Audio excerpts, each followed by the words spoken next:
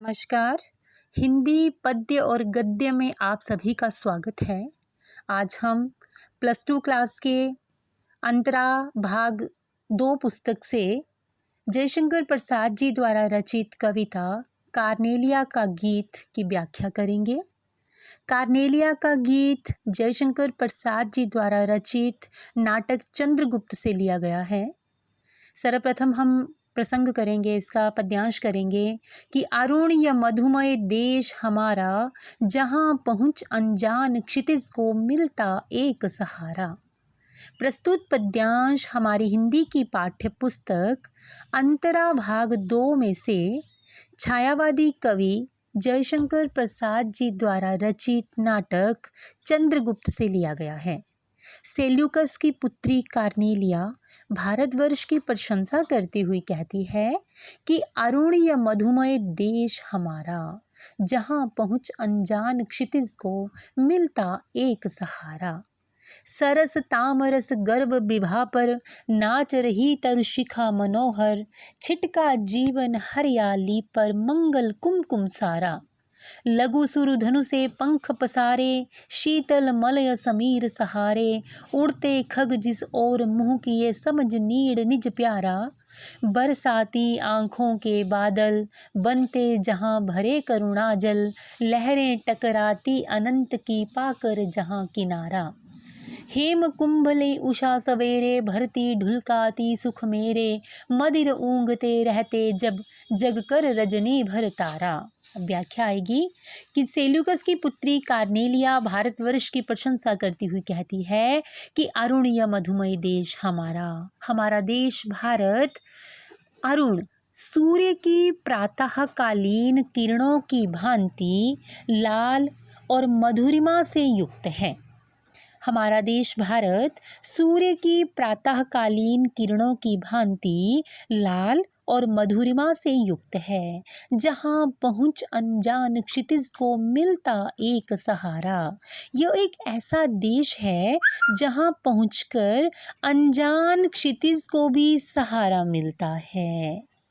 छिटका सरस तामरस गर्भ विभा पर नाच रही तरुशिखा मनोहर, रस सहित कमल के अंदर की चमक पर, सरस रस सहित, तामरस कमल, गर्भ विभा, विभा होती है चमक, गर्भ अंदर, अंदर की चमक पर, तरुशिखा वृक्ष की चोटी, मनोहर मनोहर। कार्नेलिया कहती है कि रस सहित कमल के अंदर की चमक पर वृक्ष की मनोहर चोटी नाच रही है। छिटका जीवन हरियाली पर मंगल कुमकुम सारा। सूर्य की सुनहरी किरणें भारतीयों के जीवन पर पड़ती हैं, मानो मंगल कुमकुम की वर्षा कर रही हों। लघु सुर धनु से पंख पसारे, शीतल मलय समीर सहारे।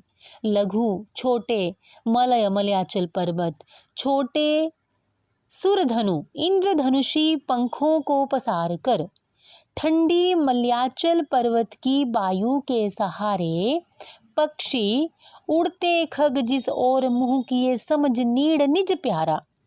पक्षी जिस ओर, भारत देश की ओर मुँह करके उड़ते हुए और इस देश को अपना प्यारा घोंसला मानते हैं। मैं पुनः इस पंक्ति की व्याख्या करती हूँ कि छोटे इंद्रधनुषी पंखों को पसार कर ठंडी मलयाचल पर्वत की वायु के सहारे पक्षी भारत देश की ओर मुँह करके उड़ते हुए आते हैं और इस देश को अपना प्यारा घोंसला मानते हैं।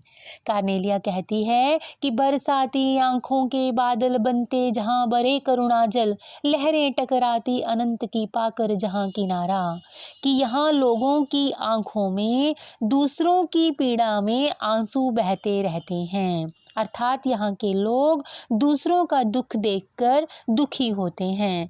यहाँ समुद्र की लहरें भयंकर रूप धारण करके आपस में टकराती हैं और अनंत की पाकर जहाँ किनारा, और जब इन्हें किनारा मिलता है तो ये एकदम शांत हो जाती हैं।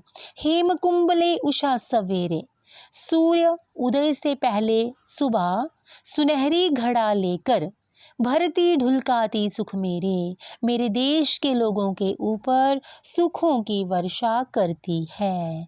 मदिर ऊँघते रहते जब जग कर रजनी भर तारा, मदिर ऊँघते रहते जब, ऐसा लगता है जैसे तारे मस्ती में ऊँघते रहते हैं, मानो सारी रात जागकर उन्होंने भारत भूमि के लिए पहरा दिया हो।